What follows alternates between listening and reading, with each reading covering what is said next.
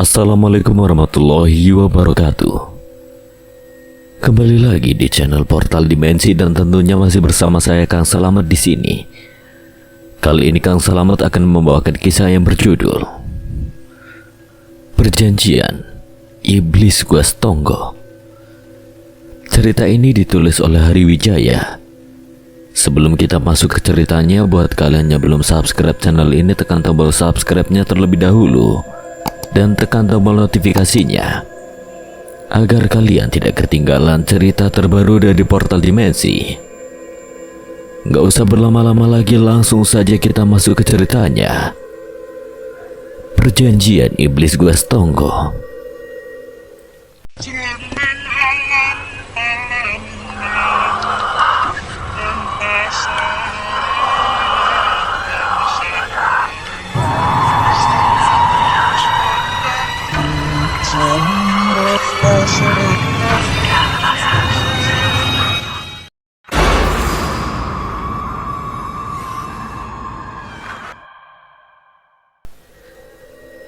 Di bawah pohonnya lebat nan rindang itu, seorang laki-laki duduk termenung sambil memegang sebotol air putih di tangannya.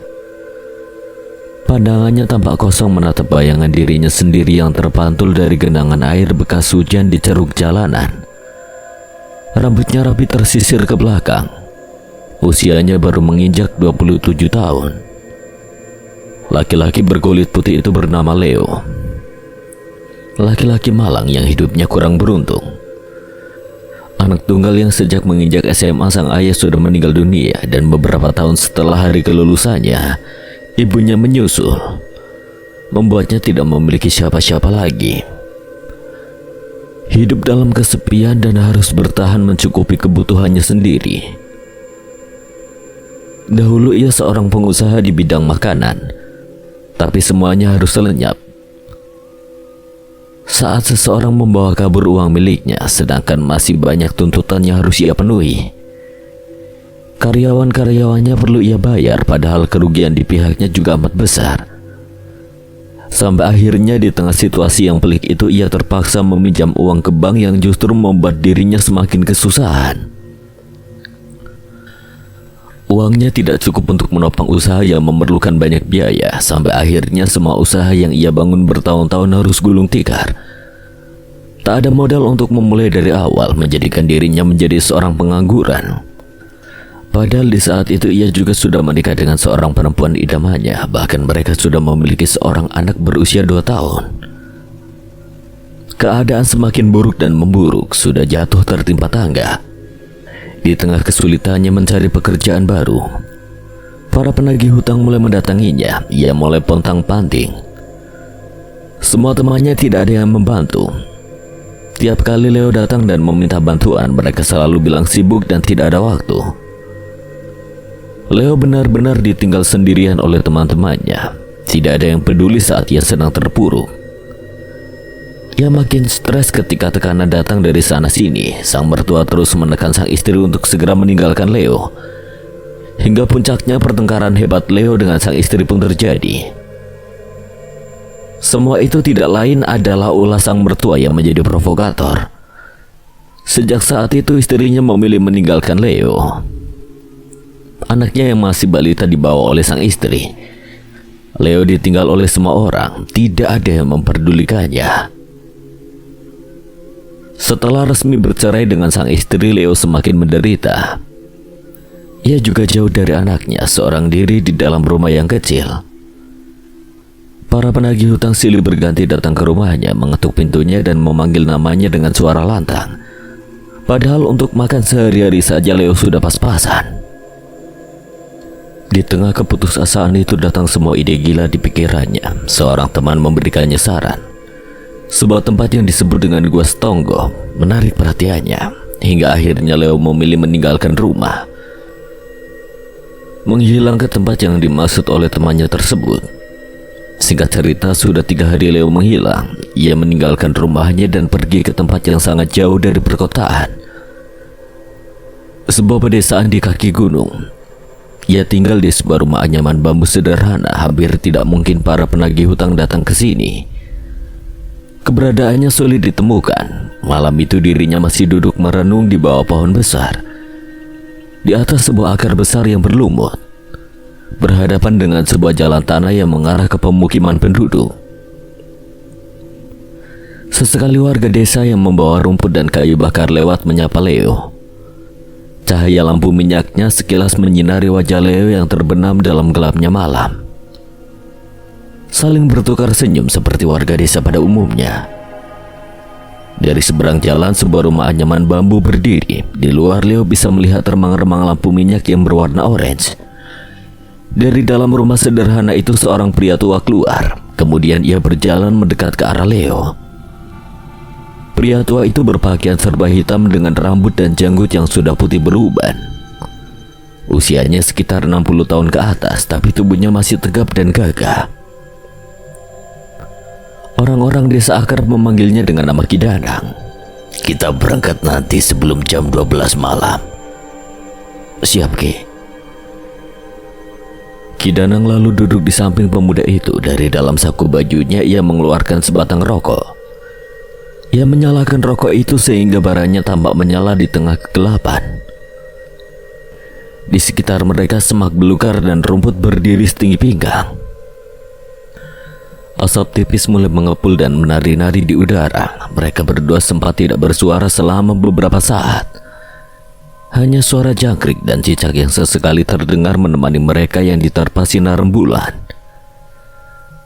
Saat datang ke rumahnya beberapa hari lalu, Leo dengan memelas meminta pertolongan kepada Ki Danang. Meski sudah beberapa kali menolak, pria tua itu tidak tega mendengar cerita malang yang menimpa pemuda itu. Sehingga timbul niat dari hati Ki Danang untuk membantu Leo yang sedang dalam kesusahan. Selama 3 hari di rumahnya, Leo diberi makan dan tempat tinggal oleh Ki Danang. Sambil tiap malam Leo melakukan beberapa ritual dengan bimbingan dari Ki Danang. Ia juga melakukan puasa yang agak berbeda dengan puasa pada umumnya.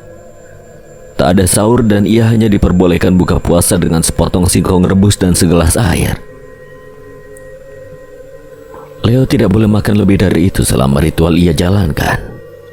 Ketika nanti sudah ada kesepakatan, kamu gak akan bisa lari, Leo. Saya gak mau lari lagi, Ki. Sudah lelah saya lari. Kali ini saya mau buktikan ke mereka kalau saya juga bisa berdiri menghadapi mereka. Kamu dendam? Saya hanya orang yang kecewa dan gak punya kuasa untuk melawan.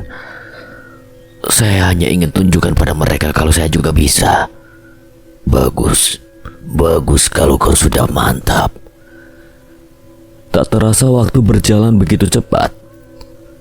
Jam sudah menunjukkan pukul 11 malam. Ki Danang bersama Leo tengah menyusun berbagai macam kembang dan dupa di atas sebuah nampan bambu.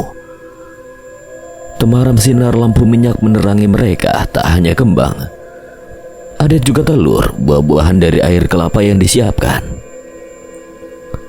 Setelah semuanya selesai, Ki Danang membuka pintu rumahnya. Pria tua itu memakai ikat kepala dengan corak batik di dahinya.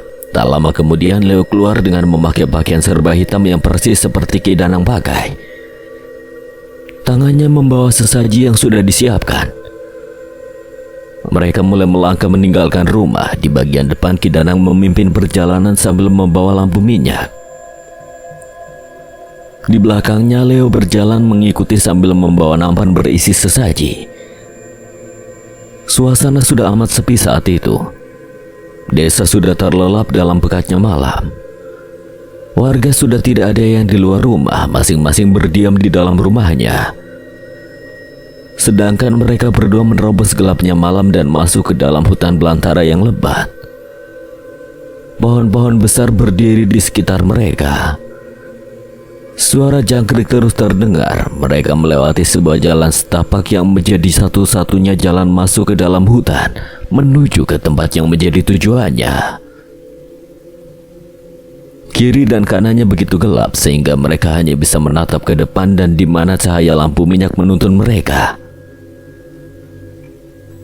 Perjalanan mereka tidaklah dekat. Sudah hampir setengah jam mereka belum kunjung sampai. Aliran sungai sampai jalan menanjak sudah mereka lewati.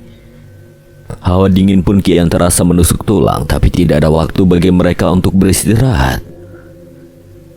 Meski sudah tua, Ki Danang sama sekali tidak mengeluh. Ia sudah terbiasa dan hafal betul jalan kecil ini. Hingga pada akhirnya perjalanan mereka membuahkan hasil. Sampailah mereka di sebuah gua yang dingin dan lembab. Gua itu berada di sisi bawah tebing, cukup besar untuk dimasuki manusia. Akar-akar pohon bergantungan di mulut gua. Sejak sampai di sana hawa sudah tidak enak. Inilah yang disebut dengan Gua Stonggo.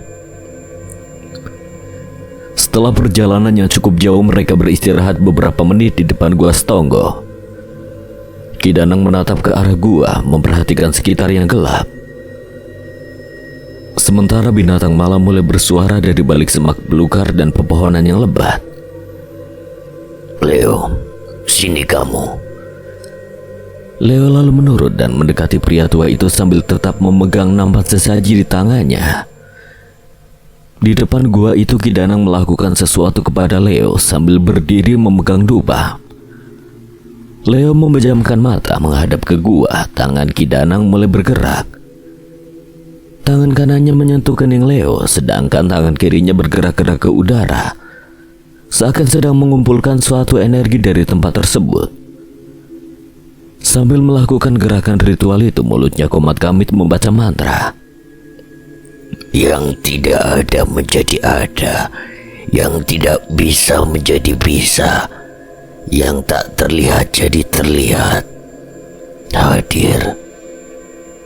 Hadir di sini ada suguhan.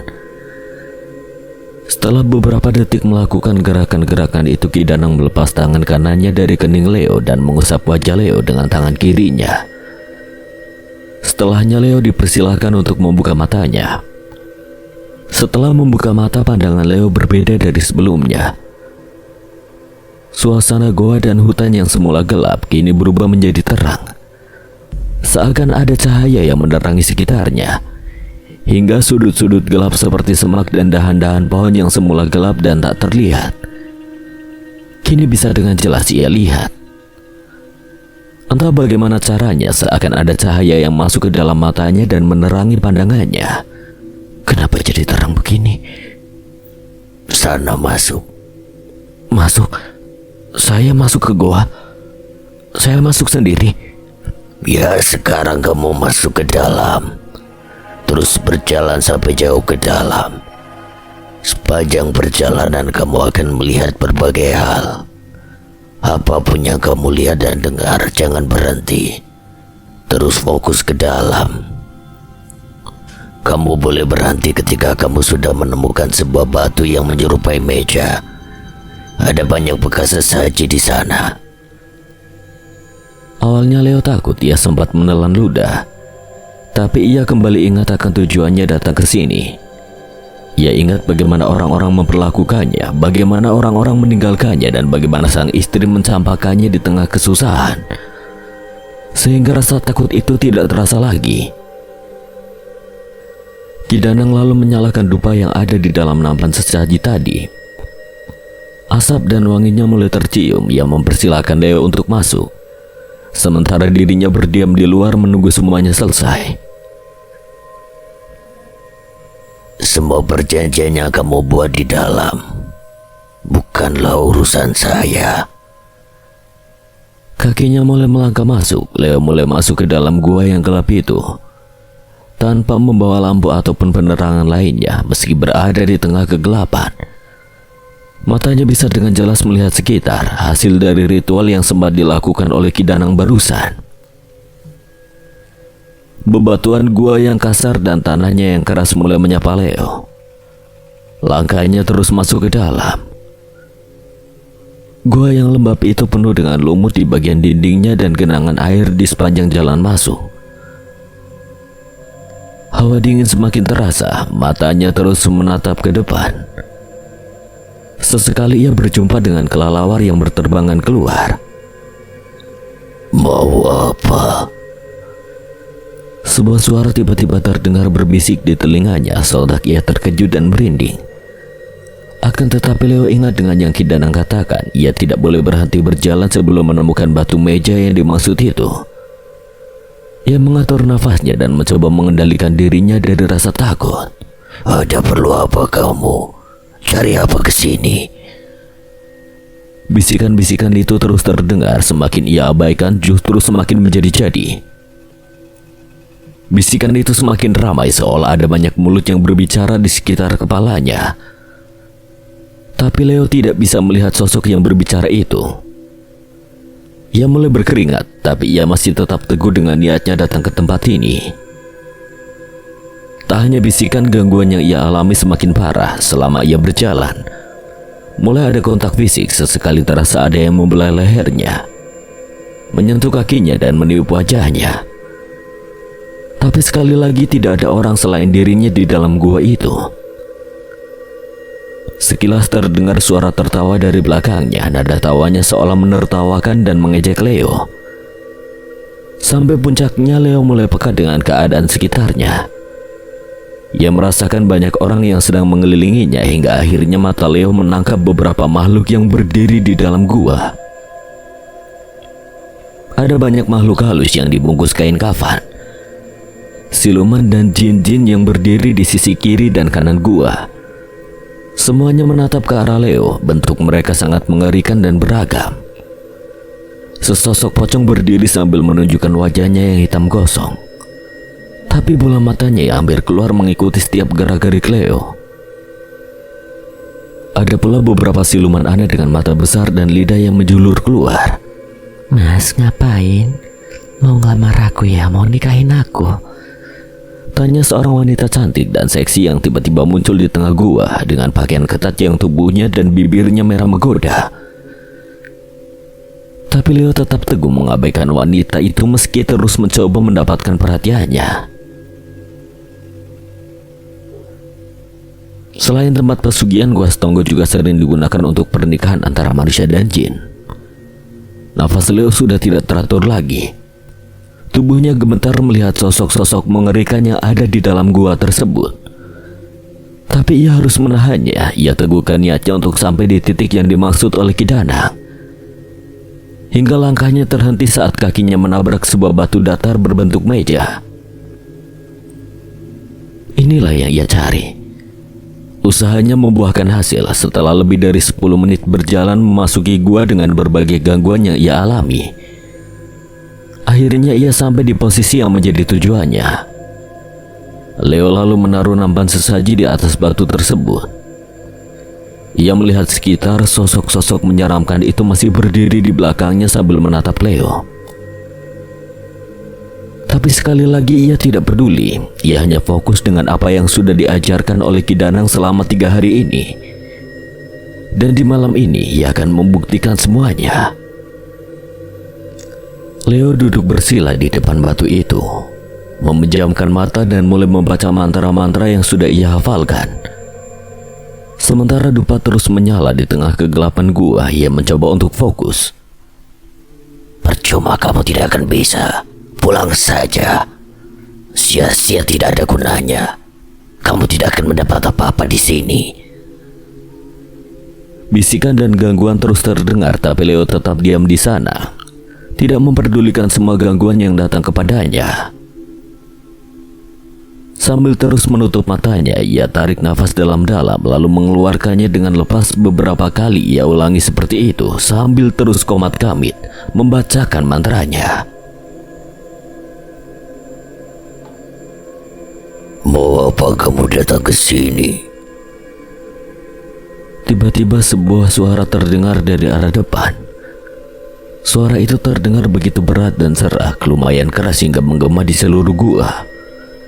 Dan saat itu juga Leo merasakan hawa yang sangat berat di sekitarnya. Seperti ada sebuah energi besar yang menekan dirinya sehingga ia merasa sedikit sesak di tempat itu. Leo membuka matanya perlahan, langsung menatap ke arah depan. Tampak sesosok makhluk berbadan besar dengan kulit berwarna hijau tua. Taring yang mencuat dari dalam mulutnya, mata besar dan merah menyala melotot ke arah Leo. Rambutnya gimbal berantakan terurai ke bawah. Auranya amat negatif. ialah sosok iblis yang berkuasa di Gua Setonggo. Di sekitar makhluk itu berdiri berbagai makhluk halus lainnya seperti pocong dan wanita-wanita berambut panjang serta berpakaian serba putih yang merupakan bawahannya. Saya punya permintaan. Apa yang kamu inginkan sampai datang ke sini? Saya ingin harta, kekayaan. Keadaan saya sedang susah. Hutang di mana-mana, saya ditinggal istri. Usaha juga gagal. Saya butuh bantuan, tolong berikan saya bantuan. Lantas apa yang bisa kamu berikan ke saya? Segalanya. Apa saja. Si makhluk menyeramkan itu belum menjawab. Ia justru melotot dan menatap ke arah Leo seakan ingin menguji kesungguhan pemuda itu. Perlahan Leo sudah kehilangan rasa takutnya. Meski energi iblis itu sangat kuat hingga membuat wajahnya pucat. Ditambah makhluk-makhluk seperti pocong dan lainnya juga terus mengganggunya sejak tadi.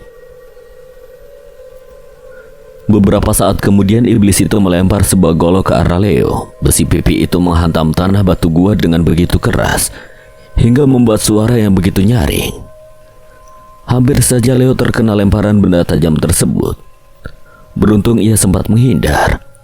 Ambil golok itu. Sekarang pejamkan matamu. Leo menutup matanya sambil mengucap mantra-mantra perlindungan yang diajarkan oleh Ki Danang. Mantra itu ditunjukkan untuk berjaga-jaga apabila makhluk tersebut berniat buruk mengerjainya, sehingga tubuh Leo sudah terproteksi. Buka matamu. Apapun sosok yang kamu lihat setelah membuka mata, kamu harus membunuhnya dengan golok yang kuberikan tadi. Apa kau sanggup? Siap. Buka matamu. Setelah mendengar perintah, Leo langsung membuka matanya. Betapa kagetnya ia saat melihat sosok yang ada di depannya setelah ia membuka mata. Ia melihat anaknya sendiri sedang duduk di atas batu di depannya, lengkap dengan baju dan mainan yang ia belikan khusus untuknya. Kulitnya yang halus dan wajahnya yang lugu menatap ke arah Leo. Tubuh Leo bergetar hebat saat melihat anaknya yang tiba-tiba hadir di dalam gua. Sudah lama ia tidak bertemu dengan anak laki-lakinya itu. Tangannya sudah siap mengangkat golok. Tapi setelah melihat apa yang ada di hadapannya, ia menurunkan kembali golok itu. Nyalinya seketika ciut. Ayah mana yang tega membunuh anaknya sendiri yang begitu lucu dan lugu? Golok itu pun akhirnya terlepas dari tangan Leo dan jatuh ke tanah. Ayo bunuh. Kau tunggu apa lagi? Kau mau kekayaan kan? Ayo bunuh dia. Ayah, suaranya membuat Leo semakin gemetar, nafasnya tak karuan. Matanya berkaca-kaca sambil menatap sang anak. Rafa. Ia tersenyum miris. Sesaat sadar tentang betapa buruknya apa yang ia lakukan saat ini. Ia membuang muka menahan tangisnya, dirinya semakin dikendalikan oleh emosi dan kesedihannya. Di depan anaknya Leo yang tidak berdaya, padahal sebelumnya ia telah membulatkan tekad. Tinggal selangkah lagi apabila Leo sanggup membunuh anaknya sendiri, maka perjanjian dengan setan dapat terpenuhi. Di tengah kesedihan itu Leo mencoba mengontrol dirinya. Ia mencoba menggunakan akal dan logika. Kenapa anakku di sini? Bagaimana caranya sang anak tiba-tiba bisa berada di dalam gua ini? Pikiran itu sontak membuat Leo sadar bahwa semua ini adalah bagian dari permainan sang iblis. Ia sengaja menghadirkan sang anak untuk memainkan sisi emosional Leo. Ini tidak nyata, ini cuma permainan. Kalau menurutmu ini cuma permainanku, maka bunuhlah dia, Leo.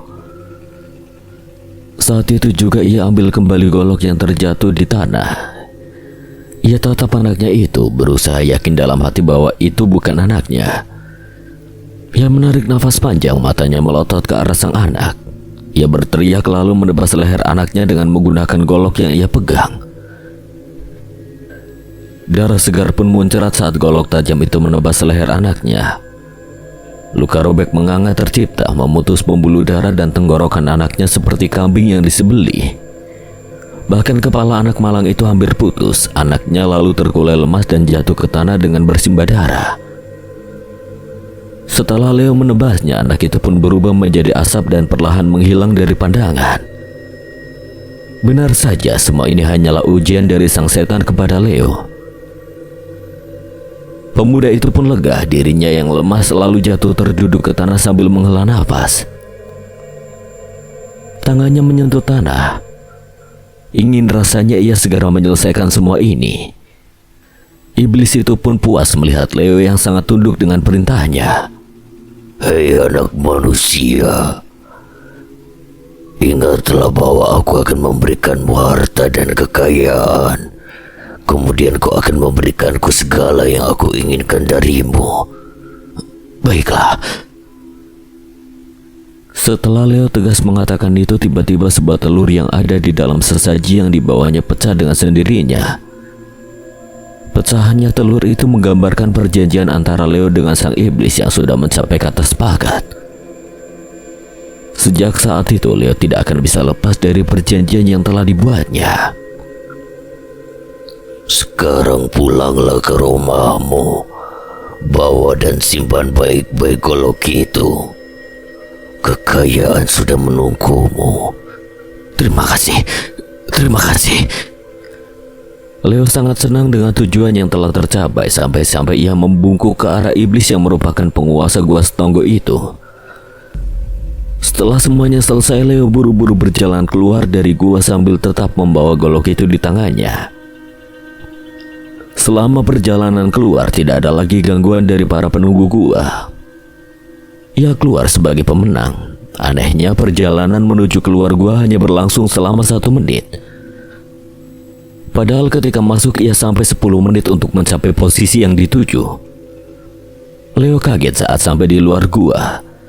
Secercah cahaya orange bersinar dari arah timur, masuk melalui celah-celah pepohonan yang lebat. Matahari sudah terbit dan malam perlahan berganti menjadi pagi. Samar-samar suara kokok ayam terdengar dari arah pemukiman warga, bersautan dengan suara burung-burung dahan pohon. Waktu berlalu begitu cepat, padahal Leo merasa hanya beberapa menit di dalam gua. Ki Danang yang menghabiskan malamnya dengan bermeditasi lalu bangkit dari duduknya. Ia segera berjalan mendekat ke arah Leo. Apakah semuanya lancar? Lancar, Ki. Dia bilang saya bakal kaya dia juga. Nggak usah cerita sama saya. Itu urusan kamu sama dia. Saya nggak mau tahu. Sekarang ayo pulang. Meski matahari sudah muncul di langit, tapi lebatnya hutan membuat suasana menjadi gelap, sehingga Ki Danang kembali menyalakan lampu minyaknya. Mereka melewati kembali jalan setapak yang mereka lewati semalam. Leo pulang dengan wajah sumringah. Ia tidak sabar untuk menikmati apa yang sang iblis janjikan kepadanya. Ia sangat bersemangat, hasratnya menggebu-gebu ingin segera melihat langsung apa yang ia dapat dari perjanjiannya dengan setan. Pagi itu merupakan pagi yang ceria untuk Leo. Leo berdiri di sebuah gua yang gelap dan sepi. Suara air menetes terdengar menggema saat tetesannya menyentuh genangan air di tanah. Suara jangkrik dan samar-samar bunyi binatang malam lainnya terdengar. Leo kebingungan, tiba-tiba dirinya kembali ke gua ini dengan wajah takut. Ia melihat sekitar. Ayah, kenapa ayah begini? Kenapa ayah? Rafa. Tak lama kemudian Leo membuka mata. Akhirnya ia sadar bahwa semuanya hanyalah mimpi. Setelah malam yang melelahkan itu, Leo memang mengistirahatkan badannya di rumah Ki Danang. Di atas sebuah ranjang bambu sederhana dirinya berbaring. Terlelap sepanjang hari dan baru terbangun ketika mengalami mimpi itu. Melewati jam demi jam dalam tidurnya sementara Ki Danang pergi entah kemana meninggalkannya seorang diri. Cuma mimpi. Tak terasa waktu berlalu begitu cepat. Keesokan harinya sudah saatnya bagi Leo untuk berpamitan. Tak ada alasan lagi baginya untuk menetap lebih lama di rumah Ki Danang. Pagi itu ia mulai mengemas barang-barangnya. Baju-bajunya ia masukkan ke dalam tas. Ia memakai pakaiannya dengan rapi, mengenakan sepatu dan jaket. Siap untuk pergi meninggalkan rumah reot yang menampungnya selama beberapa hari ini. Di luar, Ki Danang duduk sambil menghisap sebatang rokok di antara kedua bibirnya. Matanya memperhatikan ayam-ayam peliharaannya yang berwarna hitam legam. Sesekali ia sebarkan beras ke arah ayam-ayamnya agar mereka bisa makan. Tak lama kemudian Leo keluar dengan pakaian rapi. Ki Danang sudah tahu bahwa pemuda itu akan meninggalkannya hari ini. Leo duduk di samping Ki Danang. Pria tua itu menoleh dan tersenyum ke arahnya. Sudah Ki, saya harus pulang. pulanglah sana. Banyak yang menunggu kamu di kota. Terima kasih banyak Ki atas semuanya. Setelah apa yang Ki Danang berikan ke saya, makanan, tempat tinggal sampai bantu urusan saya, semuanya belum bisa saya balas sekarang. Tidak apa-apa. Sebenarnya saya nggak mau pergi. Saya nyaman di sini, di desa ini. Rasanya tenang dan tentram, apalagi saya bisa ketemu sama orang baik seperti Ki Danang. Kamu bisa main ke sini kapan-kapan. Yang penting sekarang kamu pulang dan kamu selesaikan urusan kamu di kota. Kalau ada apa-apa boleh telepon saya. Setelah sekian banyak terima kasih yang Leo ucapkan kepada pria tua itu, mereka akhirnya beranjak dan mulai berjalan meninggalkan rumah. Bersama Ki Danang, Leo diantar menuju gerbang desa melewati sawah dan ladang penduduk. Kemudian masuk ke dalam pemukiman yang ramai oleh rumah-rumah warga. Sesekali penduduk menyapa mereka saat berpapasan di jalan. Hawa pegunungan terasa sejuk ditambah ramah senyum para warga desa. Bagi Leo sendiri selama beberapa hari ini Ki Danang bagaikan ayah baginya. Dan kini ia kembali menatap gerbang desa yang menjadi pertanda bahwa dirinya akan segera meninggalkan desa ini untuk kembali berkecimpung ke dalam kesibukannya di perkotaan. Sesampainya di gerbang desa, mereka mendekat ke sebuah saung bambu, di mana tampak beberapa orang berjaket duduk di sana dengan santainya sambil ngobrol. Di depannya motor-motor berjajar rapi. Ojek, Mang. Dengan sigap salah satu orang turun dari saung dan buru-buru memajukan motornya. Wajahnya amat senang melihat datangnya penumpang. Segera ia nyalakan motornya. Suara mesin pun mulai terdengar dan asap tipis keluar dari knalpotnya. Leo lalu naik ke jok belakang motor tersebut. Leo, jaga dirimu baik-baik. Baik Ki, terima kasih atas semuanya. Jalan Mang, sampai jalan raya ya. Setelah itu motor pun mulai melaju meninggalkan gerbang desa membawa Leo di belakangnya. Ki Danang masih berdiri di posisinya semula, menatap Leo yang perlahan jalan menjauh meninggalkannya. Pelan-pelan mulai hilang melewati tikungan. Dalam diamnya mata Ki Danang melihat sosok perempuan tak kasat mata berbaju putih dan berambut panjang selutut yang terbang mengikuti Leo dari belakang. Hanya dirinya yang bisa melihat. Pria tua itu menghela napas, kemudian berjalan pergi, kembali memasuki gerbang desa. Singkat cerita, Leo menumpang bis antar kota untuk sampai kembali ke kota asalnya. Selama beberapa jam dirinya duduk melewati jalan-jalan yang menghubungkan antar daerah. Sepanjang jalan dirinya menatap hijaunya sawah melalui jendela dan megahnya pegunungan yang berdiri di kejauhan sana. Di atas aspal yang halus itu, bis berjalan tanpa halangan.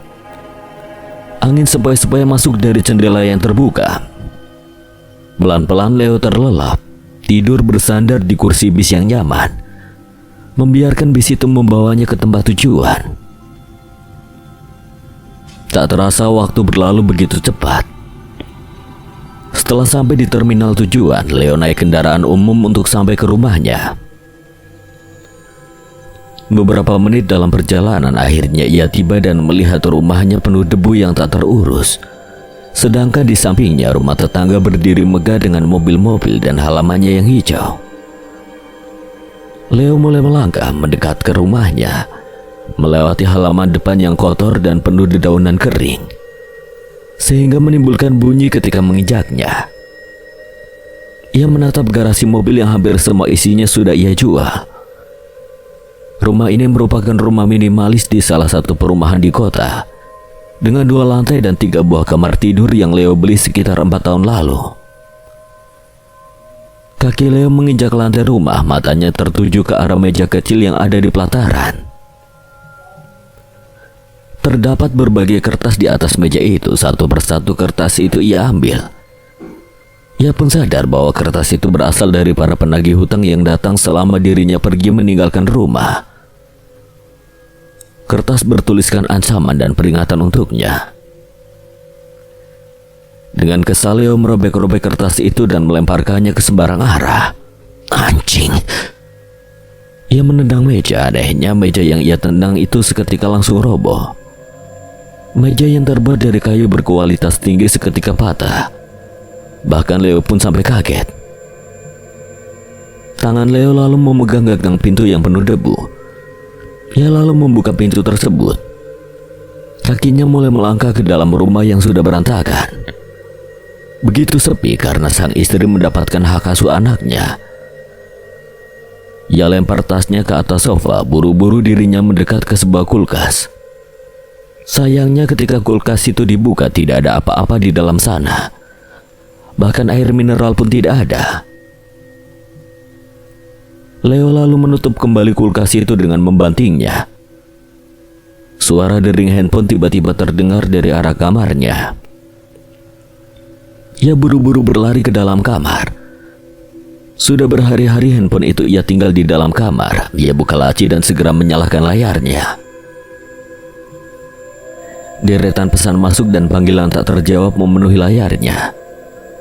Satu persatu ia membacanya, rata-rata berasal dari bank dan para penagih hutang. Leo duduk di atas kasur dan fokus menggeser-geser layar melihat semua notifikasi di handphonenya.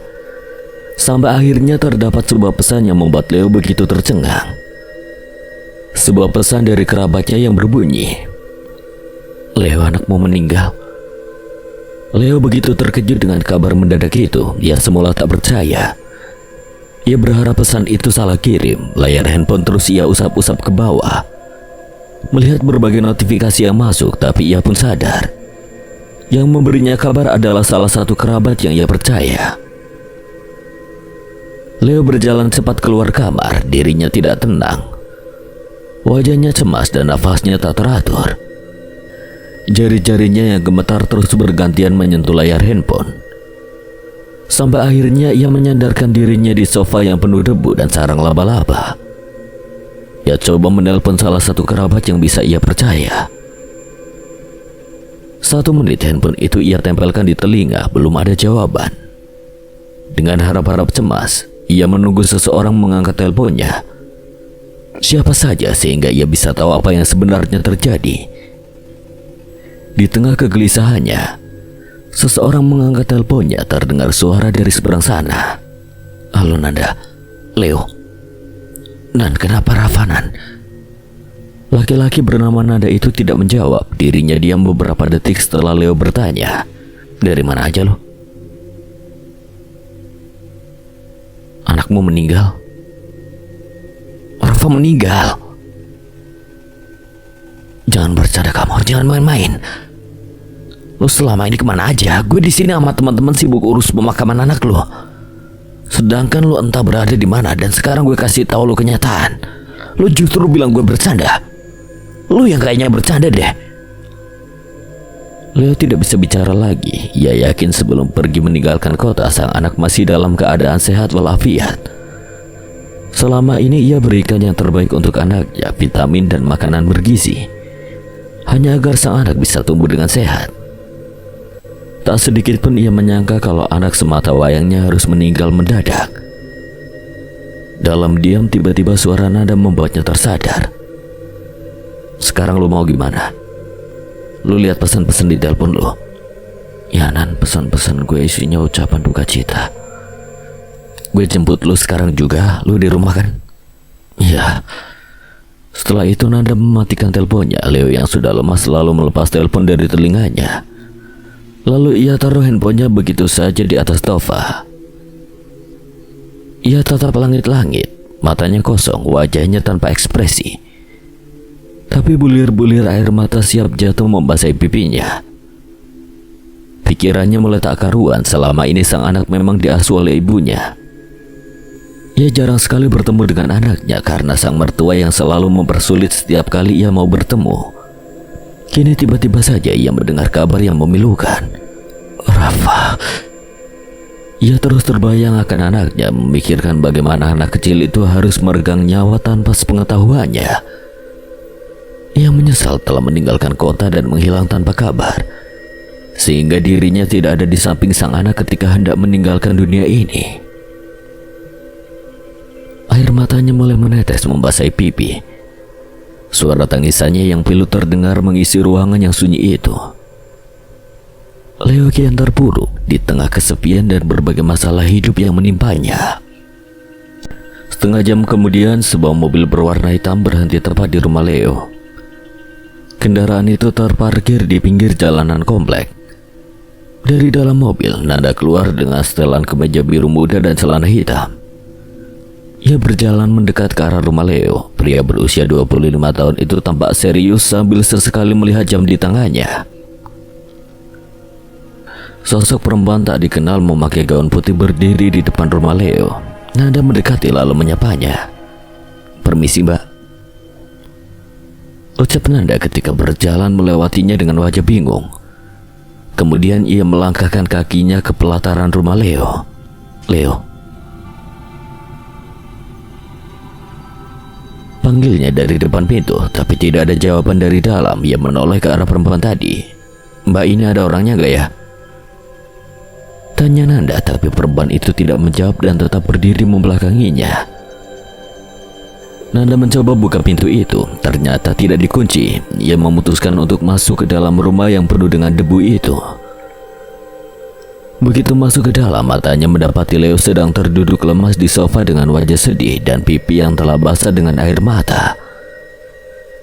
Nanda bisa mengerti dengan apa yang temannya hadapi. Ia melangkah mendekat, kemudian duduk di samping Leo. "Kita ke makam sekarang. Anak gue beneran meninggal, Nan." "Iya." Ia biarkan Leo beberapa saat mengendalikan emosinya, lalu sekitar 10 menit berlalu. Mereka bersama-sama meninggalkan rumah. Leo sudah cukup kuat untuk bangkit dan berjalan keluar. Nanda memastikan rumah temannya itu sudah aman dan terkunci rapat. Setelah melangkah keluar, ia teringat dengan perempuan yang berdiri di depan rumah Leo. Sekarang perempuan misterius itu sudah tidak ada. Tapi ia tidak memperdulikannya. Segera ia bawa temannya itu masuk ke dalam mobil. Hawa sejuk AC terasa menyentuh kulit sesaat setelah mereka sama-sama masuk ke dalam kendaraan roda 4 itu. Nanda menyalakan mesin. Entah kenapa matanya seolah tergerak untuk kembali menoleh ke arah rumah Leo. Dan di sana perempuan itu sudah kembali berdiri di posisinya semula. Karena penasaran, Nanda bertanya, "Leo, itu siapa ya?" Leo yang enggan bicara hanya menjawab secukupnya. "Gak ada siapa-siapa di sana, Nan." Sadar keadaan temannya yang sedang berduka, ia memutuskan untuk tidak memperdulikan perempuan misterius itu. Segera ia injak pedal gas dan melajukan mobilnya melewati jalanan komplek yang kasar. Sesekali mereka bertemu dengan polisi tidur sehingga mobil mereka sedikit berguncang dan harus berjalan pelan. Setelah melewati portal keluar, barulah mereka bertemu jalan raya. Nanda pun mulai memacu mobilnya dengan lebih cepat. Setelah melewati perjalanan yang agak jauh, mereka berpindah dari jalan raya ke jalan kecil yang terhubung ke pemukiman warga yang padat penduduk. Rumah-rumah berdiri saling berhimpitan dan jalan yang mereka lewati hanya cukup untuk satu mobil. Bila ada kendaraan dari arah berlawanan, maka salah satu dari mereka harus mengalah. Beberapa meter masuk ke dalam, akhirnya mobil mereka berhenti di lahan parkir salah satu tempat pemakaman umum. Leo yang sampai dan melihat sekitar merasa tidak siap. Ia tidak siap dihadapkan dengan suasana ini. Teringat bagaimana dahulu ia kehilangan kedua orang tuanya. "Ayo turun." Mereka berdua keluar dari mobil setelah memastikan mobilnya terkunci dengan aman. Nanda memandu Leo untuk masuk ke dalam area pemakaman. Ia melangkahkan kakinya di depan Leo untuk menuju ke arah. Berpijak dengan jalanan kecil berbahan batu yang dibuat memanjang membelah area pemakaman, dari belakang Leo mengikuti. Nanda berbelok ke arah, berjalan menuju sebuah makam baru yang berada di bawah pohon rindang. Tampak dua orang perempuan yang memakai kerudung abu-abu tengah berada di sana sambil membacakan doa-doa. Nanda dan Leo terus bergerak menginjak tanah merah yang lembek khas pemakaman. Mereka sampai di depan makam. Leo melihat dua orang perempuan yang sedang berdoa itu. Dialah mantan istri dan juga mertuanya, Risa. Panggil Leo, tapi setelah melihat wajah Leo, sang mantan istri memalingkan wajah dan enggan untuk melihatnya. Melihat respon negatif dari sang mantan, Leo kemudian menolehkan pandangannya ke arah papan kayu yang tertancap di makam. Tertulis di papan kayu itu, Rafa Alvanda, nama anak semata wayangnya. Dengan wajah tak percaya, Leo menatap nisan itu. Leo yang lemas selalu jatuh berlutut di hadapan makam anaknya. Celananya yang bersih seketika kotor terkena tanah merah yang lembek. Air matanya kembali mengalir. Ia kacau sekacau-kacaunya. "Rafa, Nak." Dalam tangisnya, ia panggil nama sang anak berulang kali, namun tidak ada gunanya. Sang anak telah terbaring tak bernyawa di bawah gundukan tanah yang dingin itu. Taburan bunga masih terlihat segar di atas makam dan bau air mawar masih tercium pekat. Leo meremas tanah kuburan itu sambil menundukkan kepalanya. Air matanya kian membasahi tanah gembur itu. Tangan kirinya mengelus papan kayu yang bertuliskan nama anaknya. Nanda menjaga jarak, membiarkan temannya sesaat larut dalam kesedihan. Sementara tepat di hadapannya, sang mantan istri melirik Leo dengan tatapan kesal, seolah tidak senang dengan keberadaannya di sini. Apalagi ibu mertuanya, wajahnya begitu jijik melihat Leo. Seakan laki-laki itu amat hina di mata mereka. Setelah beberapa saat, Leo bisa mengendalikan dirinya meski masih amat sakit luka dalam hatinya melihat kenyataan anaknya meninggal. Ia berusaha tabah dan kuat. Nanda memberikan sebungkus plastik berisi bunga untuk ditaburkan. Leo segera menerimanya. "Kemana aja kamu?" Aku ada urusan." "Urusan apa? Urusan untuk lari dari kenyataan atau lari dari penagih utang?" Setelah beberapa saat, Leo akhirnya memberanikan diri mengangkat kepalanya dan menatap Risa. "Maaf, aku gak ada di saat kalian sedang susah." "Gak apa-apa. Emangnya kalau ada kamu pun kamu bisa bantu apa, Leo? Jadi mau kamu ada atau tidak pun kita gak peduli. Jangan pikir kita butuh kamu." Begitu tajam kata-kata mertuanya menusuk hati Leo. Tapi tidak ada apa-apanya jika dibanding dengan rasa sakit ditinggal sang anak. Ia tak terlalu memperdulikan perkataannya. Sejak dahulu memang seperti itulah mertuanya. "Rafa sakit apa?" "Gak ada sakit. Dia demam malamnya. Terus paginya meninggal, padahal sorenya dia masih main sama aku." Leo sedikit bingung dengan jawaban Risa. Bagaimana anaknya bisa semudah itu meregang nyawa. Hanya karena demam anaknya bisa langsung meninggal. Demam macam apa itu? Ia sedikit janggal dan tidak percaya dengan penyebab kematian yang dianggapnya begitu remeh sampai bisa membuatnya meninggal. Kamu yakin? Gak mungkin, Risa. Gak mungkin kalau cuma karena demam. Pasti ada penyakit lain kan?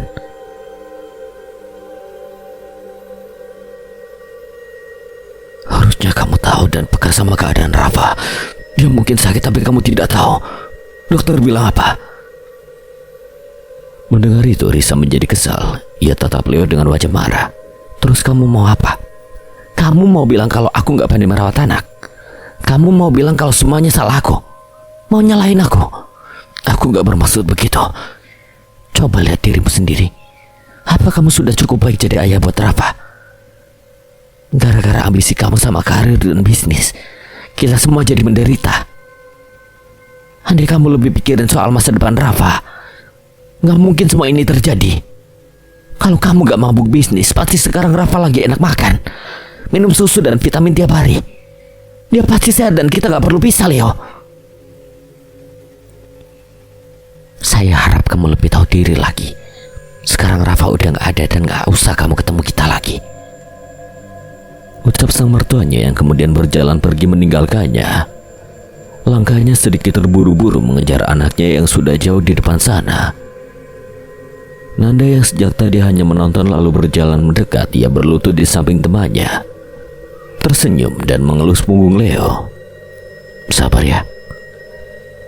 Kini tinggal mereka berdua di makam. Dengan hati yang terluka, Leo menaburkan bunga di atas gundukan tanah makam anaknya, sambil mulutnya sesekali menyebut dan memanggil namanya. Sementara sang teman setia menemani di sampingnya. Siang menjelang sore itu angin berhembus dengan lembut, menerbangkan dedaunan dan bunga-bunga dari pepohonan sekitar. Sebuah bunga kamboja dengan warna terang terbang tertiup angin, kemudian jatuh dengan indahnya di atas makam Rafa. Setelah hampir 1 jam di pemakaman, akhirnya mereka bergegas meninggalkan makam Rafa. Dengan berat hati Leo berpamitan di depan makam sang anak, lalu Nanda kembali membawanya masuk ke dalam mobil. Ia tahu betapa pelik masalah yang menimpa temannya, sehingga ia memutuskan untuk berbaik hati mengajaknya sejenak berjalan-jalan keluar mencari makanan. Mengingat suasana rumah Leo yang sepi dan tak terurus, kemungkinan tidak ada makanan di sana. Sebuah restoran makanan cepat saji menjadi tujuan mereka. Nanda menyisihkan hampir sebagian waktunya untuk menemani Leo saat ini. Sesekali menghiburnya, tapi itu sama sekali tidak membantu. Bahkan setelah selesai makan, Nanda mengajaknya pergi ke tempat lain. Akan tetapi dengan tegas Leo menolak. Alhasil Nanda mengantar Leo kembali ke rumahnya. Leo, baik-baik sendirian di rumah ya. Kalau ada apa-apa kabarin gue. Leo hanya mengangguk, kemudian membuka pintu mobil dan keluar. Sebenarnya sangat berat Nanda membiarkan temannya itu keluar dari mobil dan masuk ke rumahnya. Sendirian dengan suasana hati yang pedih, itu pasti butuh seseorang di sampingnya. Tapi mau bagaimana lagi, Nanda pun punya kesibukan. Ia hanya bisa berdoa yang terbaik, berharap Leo baik-baik saja sendirian. Setelah masuk kembali ke rumahnya, suasana suram dan gelap kembali menyambutnya. Leo menyalakan lampu, membuat rumahnya terang dan memperjelas debu-debu kotor yang menempel di dinding dengan segala furnitur rumahnya. Ia berjalan menuju kamar masuk untuk mengistirahatkan dirinya. Tapi betapa kagetnya saat ia sampai di dalam kamar, bertumpuk-tumpuk uang pecahan 100.000 rupiah tergeletak begitu saja di atas kasurnya. Leo segera mendekat. Ia mengambil selembar uang itu, mengecek keaslian uangnya dengan temaram lampu kamar. Dan benar saja, uang itu asli. Cap airnya terlihat. Dirinya begitu syok melihat begitu banyak uang di atas kasurnya. Yang saking banyaknya uang itu menggunung dan sampai berjatuhan ke lantai. Ia bingung sekaligus senang, berharap ini kenyataan. Berkali-kali ia menyadarkan dirinya sendiri, tapi tetap tidak bisa. Nyatanya memang semua ini bukanlah mimpi. Uang-uang ini adalah nyata miliknya. Uang ini datang begitu saja di hadapannya. Nikmati uangmu, Leo. Sekarang kamu adalah orang paling kaya di sini. Tiba-tiba suara misterius terdengar di dalam kamarnya. Leo mendongakkan kepalanya ke atas, lalu melihat sekitar kamar. Sosok itu tak terlihat, tapi aura dan energinya bisa Leo rasakan. Sosok itu berada di kamarnya saat ini. Leo yang sudah kegirangan lalu berlutut di lantai sambil memegang uang-uang itu. Terima kasih. Singkat cerita, semenjak itu Leo mulai menata kembali hidupnya. Hutang-hutang ia lunasi. Ia sumpal mulut para penagih hutang dengan uang-uang miliknya, sehingga mereka tidak lagi datang ke rumahnya. Ia juga memanggil para tukang untuk merapikan dan membersihkan kembali rumahnya yang tidak terurus. Setiap malam Jumat, uang-uang itu kembali berdatangan sehingga Leo tidak perlu bekerja untuk mendapatkan uang. Setiap minggu, jin-jin itu terus mengirimnya uang, terus menambah kekayaan yang ia miliki. Berbagai barang-barang mahal ia beli, mobil-mobil mewah ia koleksi di garasinya. Dengan bantuan setan, perlahan Leo memperbaiki kehidupannya yang sempat kacau. Tapi tanpa disadari, sebuah bahaya tak terlihat mengancamnya dari kejauhan. Uang dan harta menutup mata Leo, membuatnya tidak sadar akan bahaya yang mengintainya. Ingat selalu kewajibanmu, Leo. Semenjak dirinya dipenuhi gelimang harta dan uang, Leo seakan lupa dengan kesedihan ditinggal sang anak. Dirinya lebih sibuk mengurus uang dan segala kekayaan yang ia miliki sekarang. Segalanya bisa ia miliki, nikmatnya dunia membutakan dirinya. Uang-uang itu datang dengan sendirinya tanpa ia bekerja dan berusaha. Setiap hari pekerjaannya sekedar mondar-mandir di kawasan kota, mengunjungi tempat satu ke tempat lain dengan mobil mewahnya, mengunjungi berbagai klub setiap malam, dan berkencan dengan berbagai wanita yang ia temui. Dunia miliknya sekarang, hidupnya berubah 360 derajat. Leo saat ini berbeda dengan sebelumnya. Ia bukan lagi laki-laki malang yang hidup dalam kesendirian. Kini seluruh dunia menyambutnya.